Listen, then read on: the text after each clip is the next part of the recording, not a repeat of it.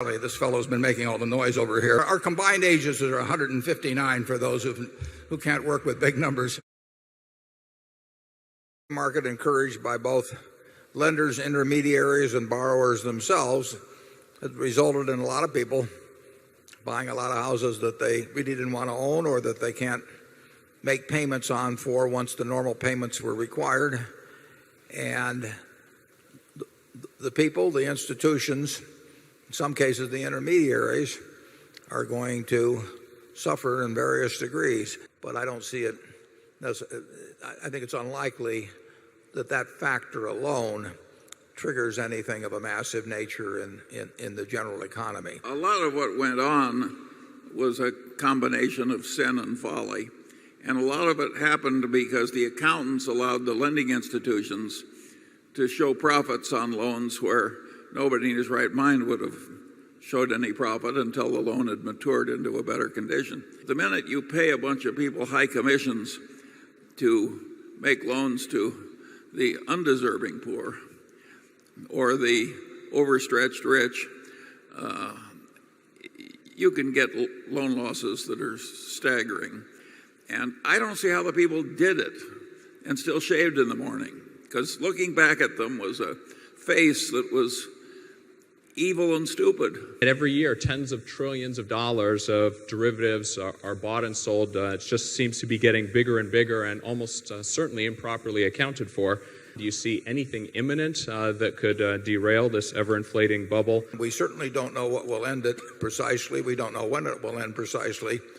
But we probably, at least I believe, that it will go on and increase to the point where at some point there'll be some very unpleasant things happen in markets because of it. As sure as God made little green apples, this is going to cause a lot of trouble in due course. As long as it keeps expanding and ballooning and so on, and the convulsions are minor, it can just go on and on. But eventually, there will be a big denouement.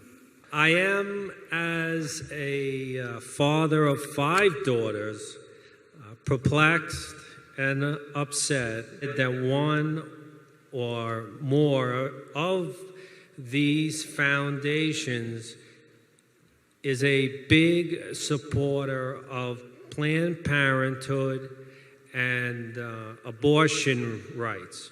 It just doesn't seem to jive with the hero that I study, and I was hoping that you could speak to it. Yeah, well, I'll be glad to speak to it. I think it's a terrific organization.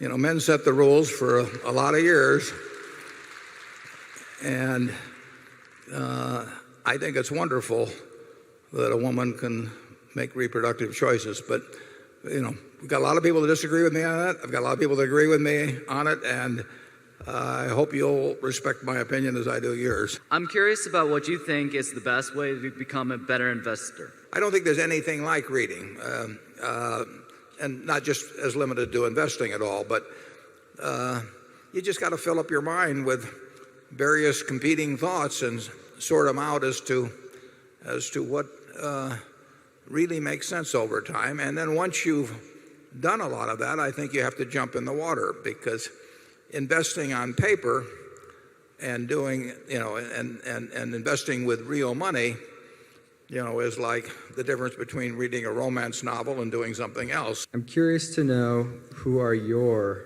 present-day role models? Well, I've had a number of them, and I'm not sure I want to name them, because the ones you don't name might feel a little left out. I can just tell you that choosing your heroes is very important. I tell that to the students when they come, because you are going to gravitate toward the behavior of those around you. I tell people to be sure and associate with people that are better than you are. Marry up, you know, and hope you find somebody who doesn't mind marrying down. And it will do wonders for you.